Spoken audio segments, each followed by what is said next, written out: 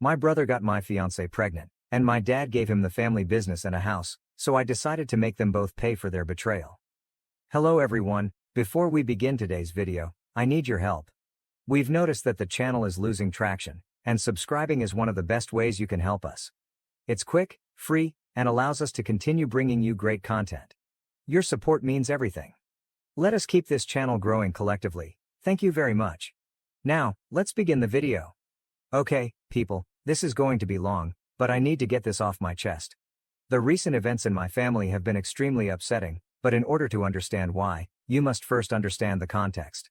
I am 33 years old, and I grew up with my younger brother Alex, who is 30 years old, in what appeared to be a normal household from the outside. But, gosh, the dynamics in our house were severely off. See, Alex was a miraculous baby.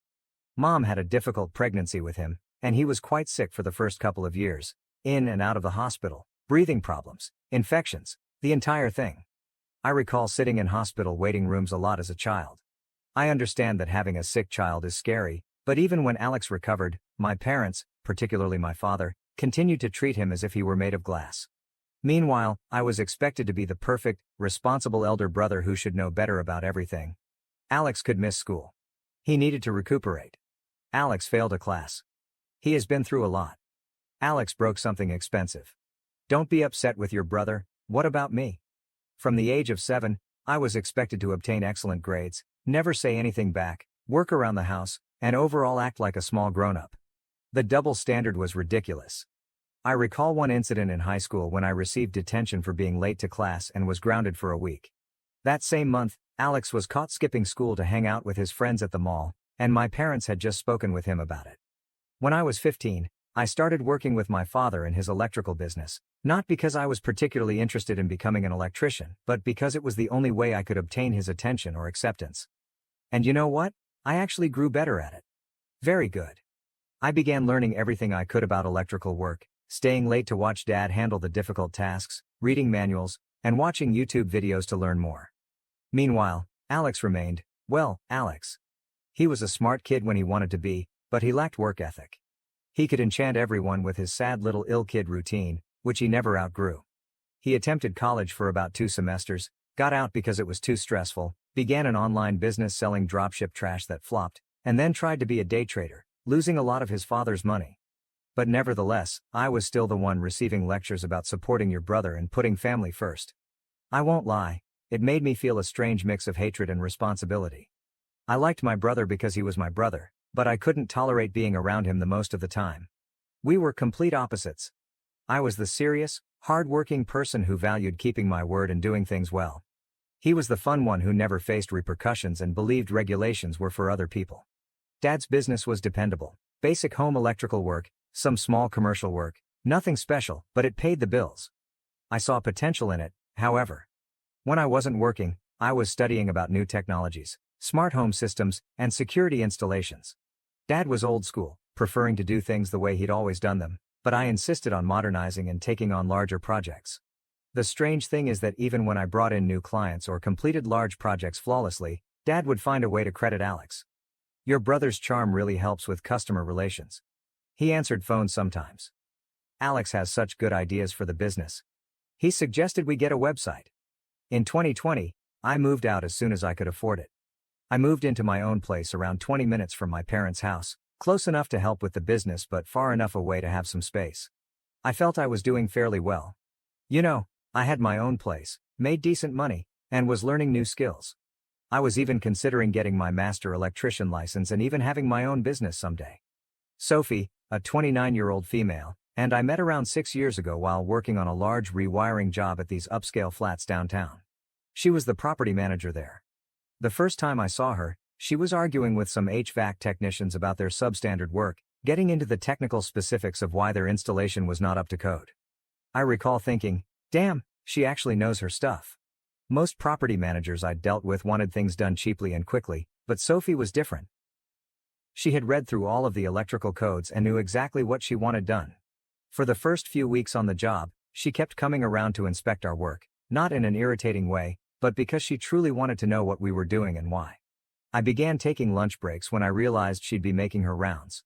We'd discuss the project first, then about other topics. She told me about growing up with her father, a general constructor, and how she learned everything about construction by helping him on assignments. I informed her about my desire to update my father's business and potentially grow into more commercial work. She was simple to chat to, right? I could rave about my family turmoil, and she understood. Her brother was also the beloved kid, a hotshot lawyer who could do no wrong. We joked about forming a support group for responsible siblings. After we finished the apartment job, I assumed that was it, but about a week later, she called the office to report an urgent electrical problem in her own apartment. Dad asked me to check it out. It turned out there was nothing wrong.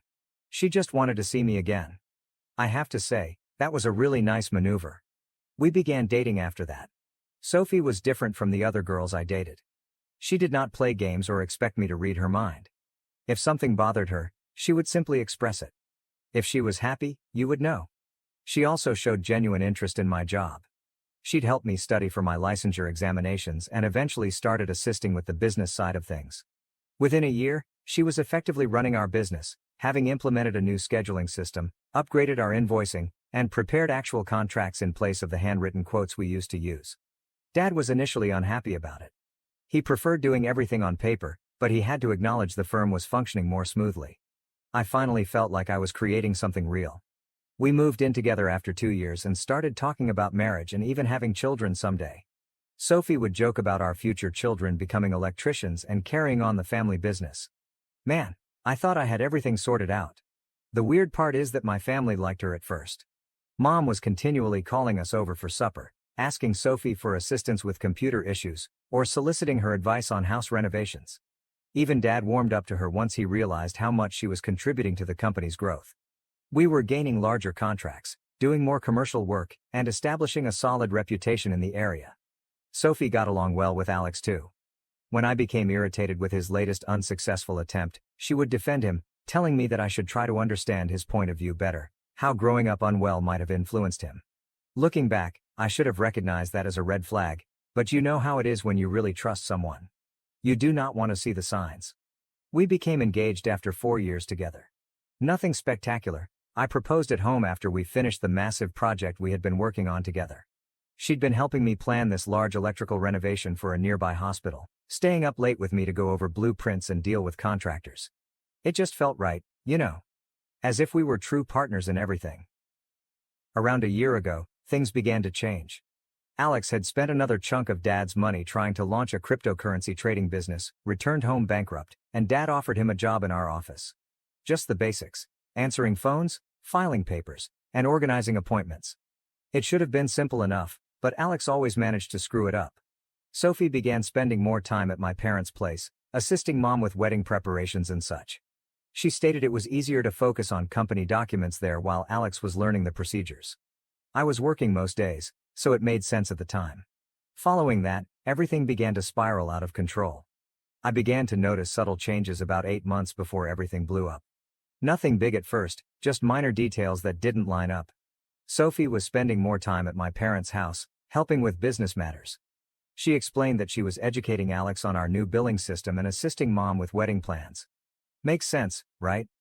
I was out on jobs most days, working my tail off to save money for our future.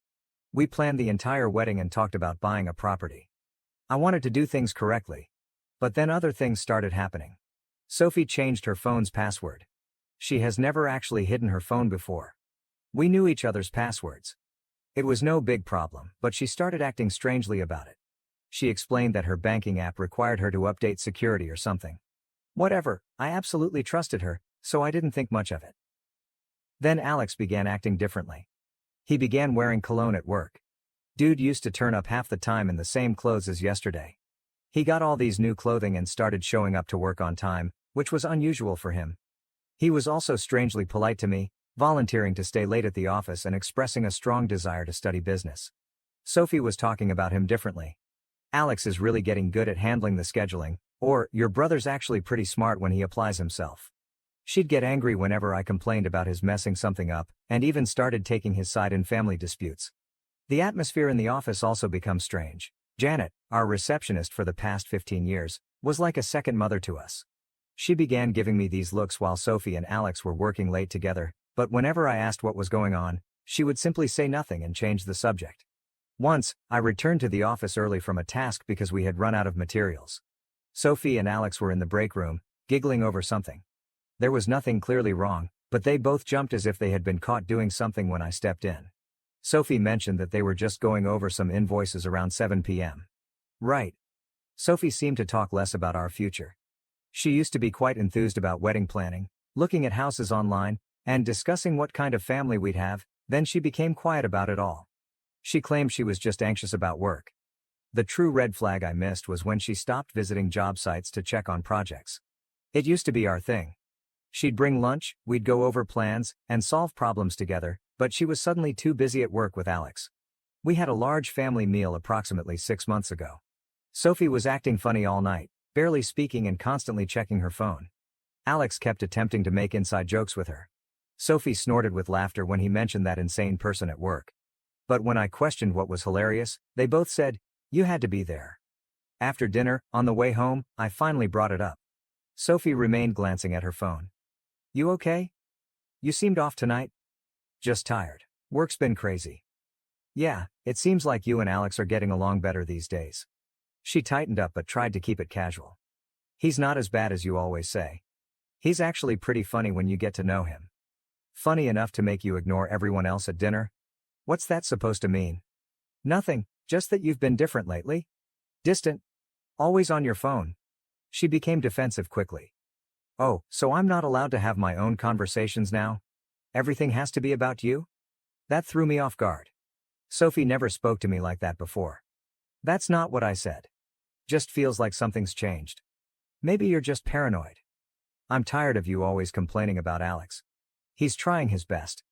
I recall getting a horrible feeling in my stomach, like if something was seriously wrong, but I couldn't put my finger on it. She had never defended Alex like that before. "Since when are you Team Alex?" "Since I actually got to know him instead of just listening to you bashing him all the time." We drove the rest of the way silently. Man, all the symptoms were there: the protective attitude, the phone, the inside jokes, the way she suddenly thought Alex was fantastic. But you never want to believe someone you absolutely trust could do that to you, especially not your own brother. I recall lying there that night, watching her try to sleep and thinking, "Nah, I'm just being paranoid."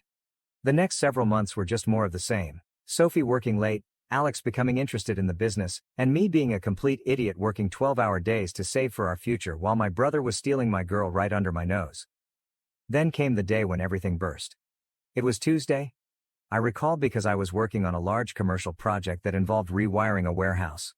Sophie called about 2 p.m., crying so hard I couldn't hear her. She claimed she needed to speak with me in person and that it was urgent. My immediate impression was that something had happened to her parents. I told my colleagues that I had a family emergency and drove straight home. I discovered her sitting in her car in our driveway. She refused to come inside, instead sitting there gripping the steering wheel as if it was the only thing holding her together. I sat in the passenger seat, waiting for her to say anything. "I'm pregnant," she explained. For a few seconds, all I felt was happiness. We discussed starting a family after the wedding, and suddenly it was happening. I started talking about how we'd work things out, and how we could move the wedding up if necessary. She kept crying. "There's more," she said, choking. "It might not be yours." Everything within me became still. My brain initially refused to accept it, as if I needed to repeat it to ensure that I had heard her correctly. "Might not be mine?"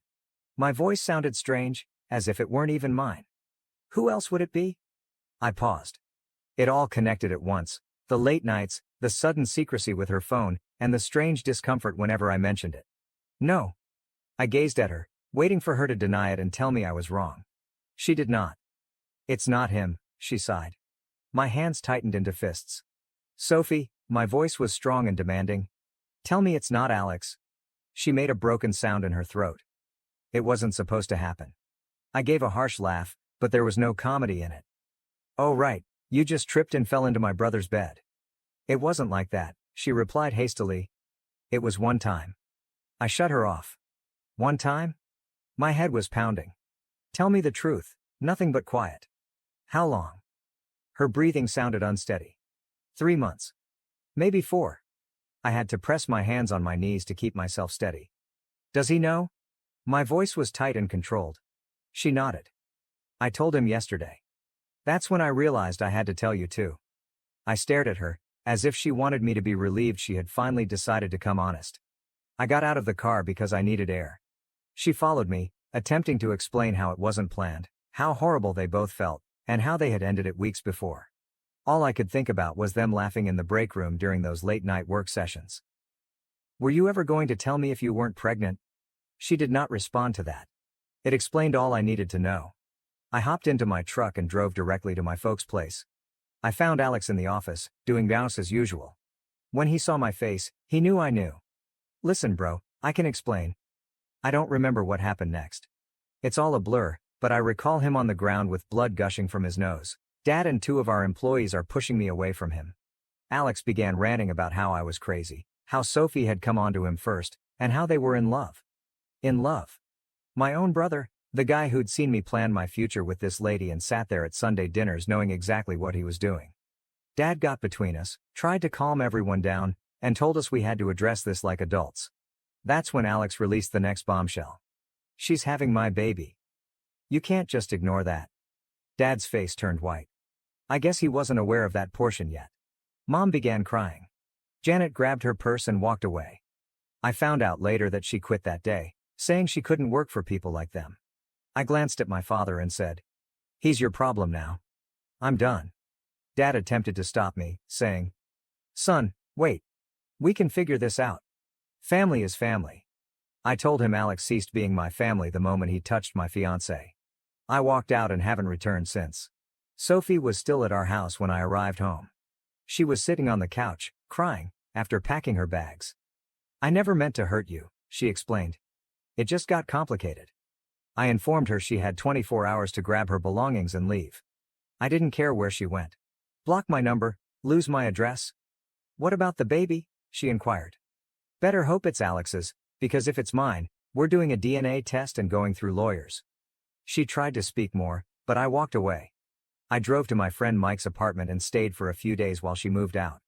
So, after everything happened, I remained at my friend Mike's house for approximately a week. I turned off my phone. I simply needed to comprehend everything. Mike is a real one. Didn't try to offer counsel or anything, simply let me crash. When I eventually put my phone back on, I had about 50 missed calls, the majority of which were from my parents, some from Sophie, and a couple from Alex. This dude has some nerve. But I only listened to Mom's messages. She was crying in the majority of them, pleading with me to come talk to Dad, who claimed to have a solution.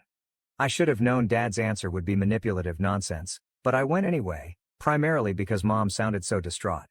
Walking into that house was strange. I found everyone in the living room.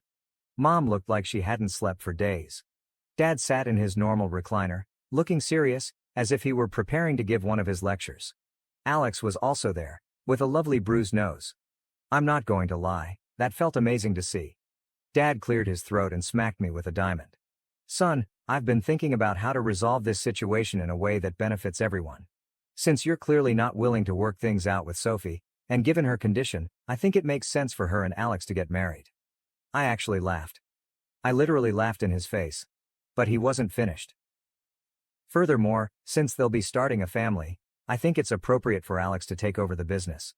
With Sophie's experience running the office and Alex learning the trade, they could—" "Alex learning the trade?" I interrupted him. "He can't even wire a account outlet without supervision." Dad had the same look he typically does when someone disturbs him.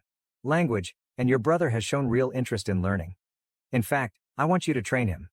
Guys, I've lost it. I started laughing again, but it was the kind of insane chuckle you get when something is so twisted up that you can't process it. "Let me get this straight," I remarked. "You want me to train the brother who screwed my fiancée to take over the business I helped build, while they're married and raising a kid that might be mine? Are you actually insane?" Mom began crying again. Alex simply sat there, staring at the floor like a coward. Dad took out his final card. "This business is still in my name. If you won't help your brother, maybe you should find somewhere else to work." That's when I realized all those years of hard effort had been for nothing. All of my hard work, the business I brought in, and the reputation I earned were insignificant in comparison to precious Alex's latest blunder. I just got up and headed to the door. Mom tried to stop me, but I just said, "I'm done. Good luck with your new golden team." Alex eventually spoke up. "Bro, wait." I turned around and simply stated, "Call me bro again, and I'll break more than your bro nose." Dad raged at me about loyalty and second chances. I did not even look back. The next day, I began calling all of our big clients, including those with whom I had personal relationships. I informed them that I was departing and offered some other reputable contractors they could work with. Dad called, yelling about how I was attempting to damage the business. I told him I was only informing my clients that I would no longer be handling their jobs. It's not my responsibility if they don't want to work with his new ideal team. Alex and Sophie genuinely agreed to the entire thing. They married at the courthouse 2 weeks later, as if it were a love story rather than a total betrayal. Dad even backed them up, giving them a down payment on a house as a reward for what they'd done. Meanwhile, I was left standing amid the ruins of all I believed I knew.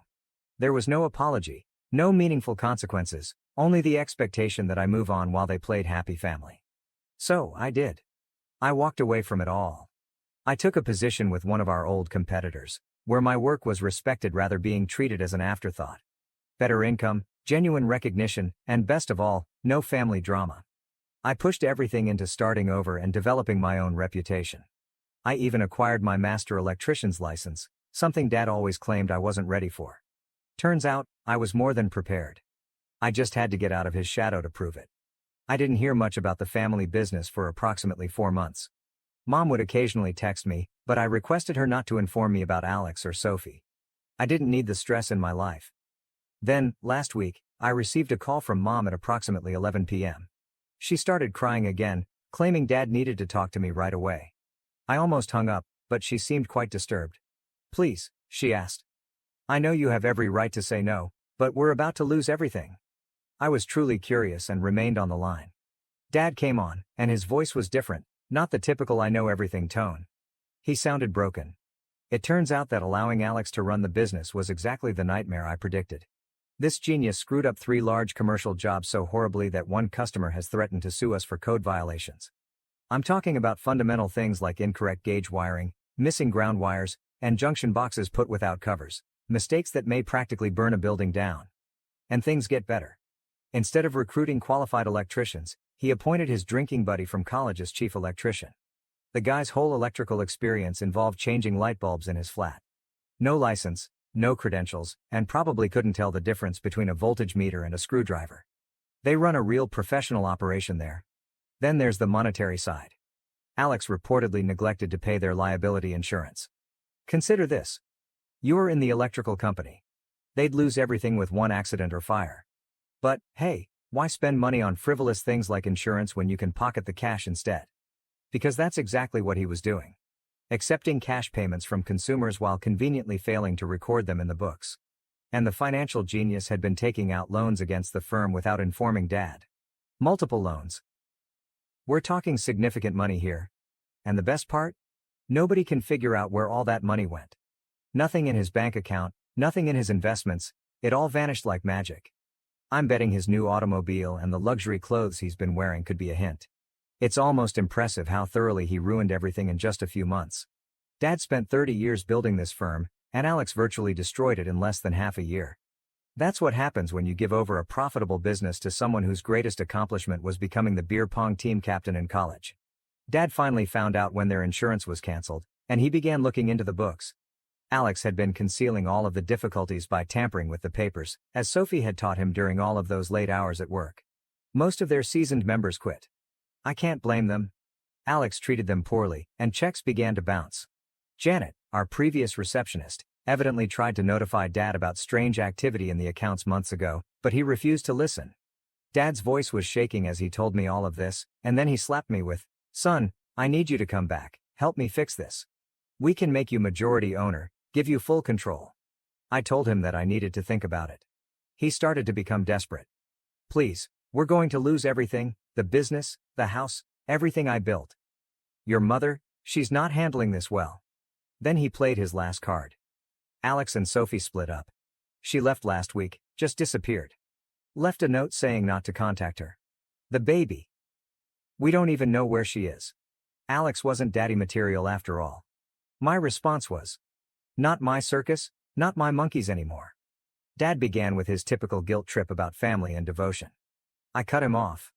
"Remember when I begged you not to give the business to Alex? When I told you he'd run it into the ground? What was it you said?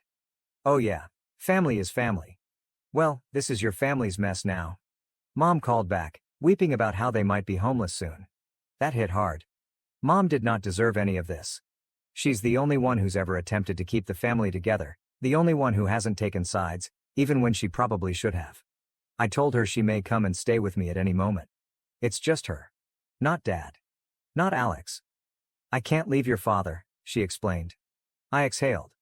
Then that's your choice, Mom, but my door is only open for you. It sucked knowing she would never go through it. A few days later, Sophie texted me. I know I'm the last person you want to hear from, but I need help. The baby's yours. I got the test results. Alex took all my money and disappeared. Please, I don't have anywhere else to go. I read it, stared at it, and set my phone down. Did not respond. Not going to. But damn if it didn't sit there like a stone in my gut, like a punch I knew was coming but couldn't handle. It should have meant something. It should have been life-changing. But all I felt was tiredness, like if I had finally climbed out of this mess just to have it reach back and try to drag me under again. And for the first time, I didn't know what to do. Dad showed up at my place last night while I was still trying to figure out what was going on. There was no notice, simply standing there when I arrived home from work. Looking grungy, wearing an old jacket I recall from my childhood. Hadn't shaven in what seemed like weeks. First thing I noticed was that he was driving Mom's old Civic rather than his truck. Later, they discovered that they needed to sell his truck to pay off some of the business's debts. Can we talk? He requested, not demanding as usual. He truly sounded exhausted. I invited him in because I really wanted him to see how I was doing without his assistance. My new house is quite nice. I received it following my last promotion. Nothing spectacular, but it's mine. I earned it myself. He stood in my living room, looking bewildered, as if he didn't know how to communicate with me other than by delivering commands. Finally, he sat down and began pouring everything. The business is essentially dead. They're being sued by 2 business clients over Alex's rubbish work. After that, the majority of their home customers abandoned them, complaining about jobs that were left unfinished. The bank is coming for the house next month. I should have listened to you, he explained. This is the first time I've ever heard him confess to being incorrect about anything. I told him that was good to hear, but it was late. Then he took out this folder. Inside, there was papers to transfer 100% ownership of the company to me with no strings attached. You can save it, he replied. You always knew what you were doing. I was just too proud to see it. Do you know what is crazy? 6 months ago, this would have been everything I wanted. All that validation, finally having power, and Dad admitting I was correct. But while glancing at those papers, I wondered, what happened to Alex? Dad's face simply crumpled. Alex cleared out their savings account last week and disappeared. Left this note about needing to find himself or some BS. Classic Alex, causes a mess and then flees from the consequences. He's still your brother, Dad explained calmly. Number, you replied. He stopped being my brother the day he decided family loyalty meant nothing to him. Sound familiar? That struck him hard. Good. He began telling me how he could help me restore the firm, how we could collaborate and be a genuine family again. I had to laugh. Dad, you're not hearing me.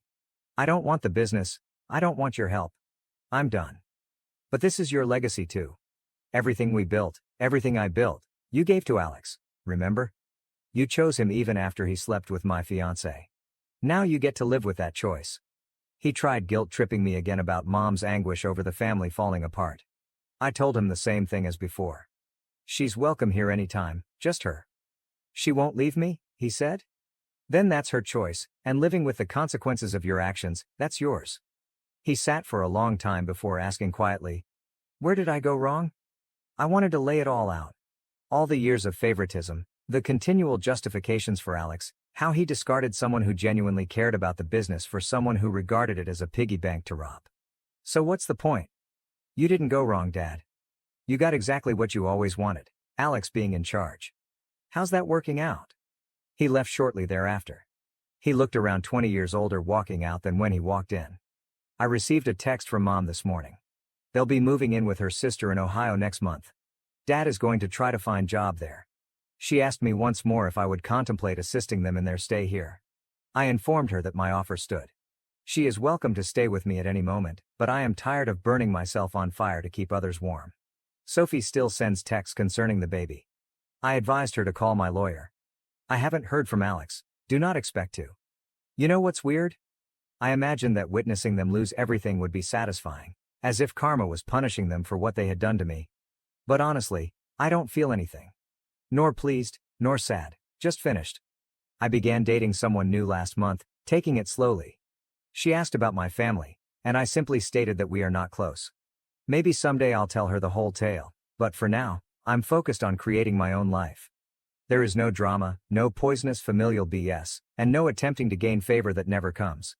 I informed Sophie that everything would now be handled by lawyers. Will I be present for my child? Yeah, I am not my brother. I do not abandon my responsibilities. But Sophie destroyed that bridge. We'll work out custody and support through the courts. She made her choices, and now she must live with the consequences, just like everyone else in this mess. For the time being, I'm simply trying to keep my head straight, focusing on work, my new relationship, and creating something unique to me. Some nights, I lie awake thinking about how messed up it is that my children will be born into all of this drama, but you can't undo other people's mistakes. You can only strive to follow your conscience. Sometimes the best vengeance is simply living well.